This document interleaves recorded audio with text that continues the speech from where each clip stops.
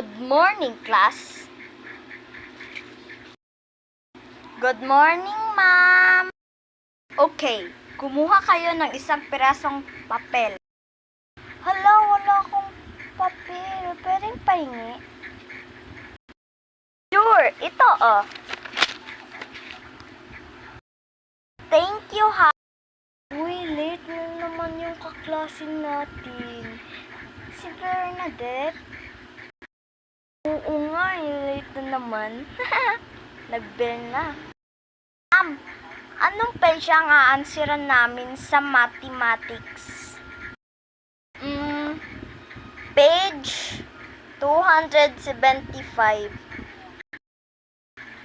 Huy, hindi na siguro papasok yung kaklasin natin. Oo nga. Kasi, tagal-tagal na eh. Anong oras na oh? Class, gawin nyo na yung gawain nyo. Okay po, ma'am. Okay po, ma'am. Huy, anong answer dito sa number 1? Hindi ko alam. Pakopyahin mo ko, please. A yung answer sa number 1. A. Hala. Oo. Oo, A. Oo, A. A yung answer sa number 1. Siguro tama to. Mali yung answer ko sa number 1. Uto-uto naman. Sigurado ako maging 0 siya. Class time na. Akin yung mga papel nyo. O sa akin, ma'am. Sa akin, ma'am. Haha. Sigurado ako magiging 0 si Amanda. Tama nga kaya yung binigay ni sino ngayon? Bago na kasi yun. Marites. Ay, hindi yung pangalan niya. Kapatid niya yun yung si Marites, si Sofia. Tama kaya yun?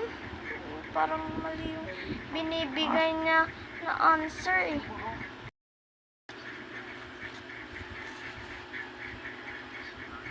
Tama.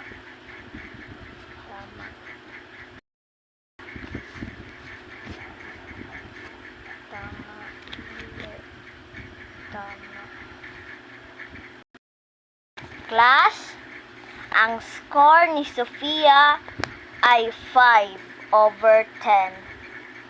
At si Amanda naman ay 8/10. Palakpakan si Amanda. Hala! Tama ako! Yes! Tama ako! I'm so happy! Thank you, ma'am! Thank you talaga, ma'am! Matutuwa naman si mama at papa nito. Sigurado ako, bibilhan na rin ako ng regalo. Ano ba yan? 5 lang nakuha ko? Bobo ko talaga. Mas matalino nga siya sa akin. Friend ko pa man siya.